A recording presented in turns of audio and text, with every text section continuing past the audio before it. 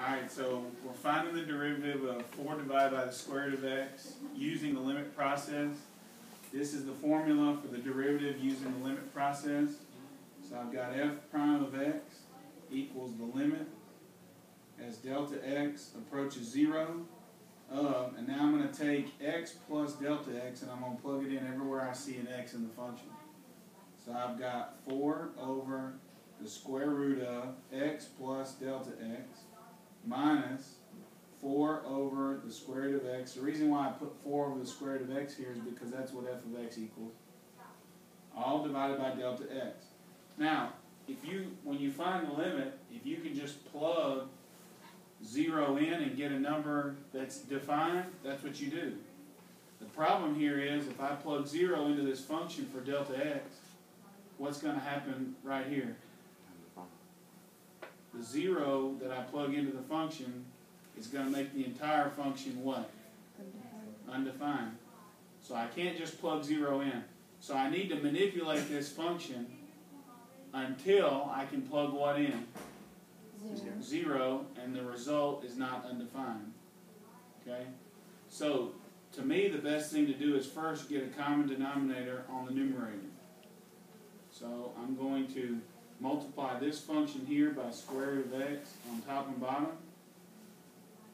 And I'm going to multiply this function here by square root of x plus delta x on top and bottom.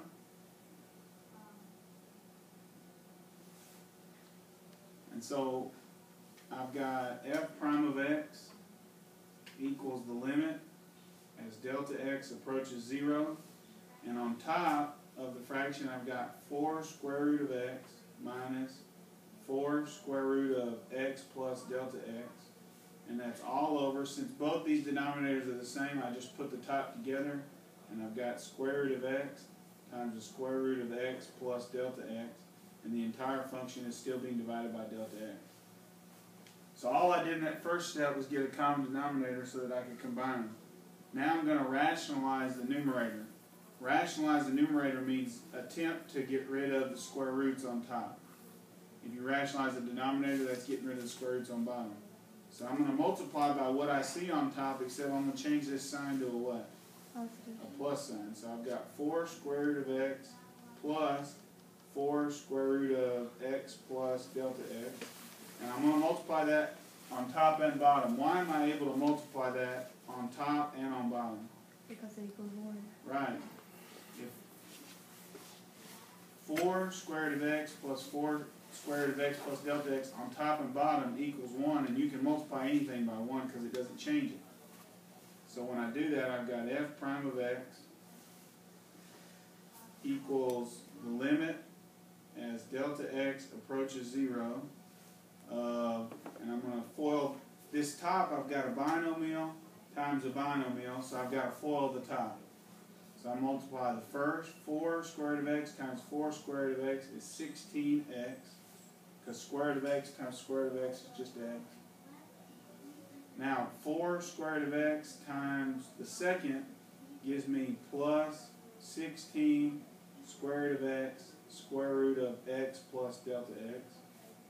Then I'm going to multiply the inside, so I get negative 16 square root of x square root of x plus delta x. And then I'm going to multiply the last, so negative 4 square root of x plus delta x times positive 4 square root of x plus delta x. And that gives me negative 16 times x plus delta x. The radical goes away because when you multiply like radicals, the radical goes away. This is x plus delta x, the square root of it is understood to be the 1/2 power, right? And if this is understood to be the 1/2 power, when you multiply them and you add your exponents, 1/2 plus 1/2 is 1, and that's why the radical goes away. Now that's all over the square root of x times the square root of x plus delta x, which that whole function is over the delta x. This is called a compound fraction. Okay, now I can see that 16 square root of x times square root of x plus delta x is positive, and here it's negative, so they cancel. What's up? You need to multiply the 2 bottom. Oh, yeah. I'm happy you said that.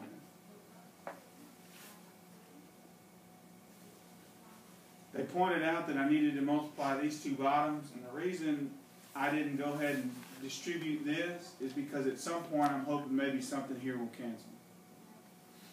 Okay, so these on top cancel, and I'm going to distribute this negative 16 here and here. And so I've got f prime of x equals the limit as delta x approaches 0 of 16x minus 16x minus 16 delta x.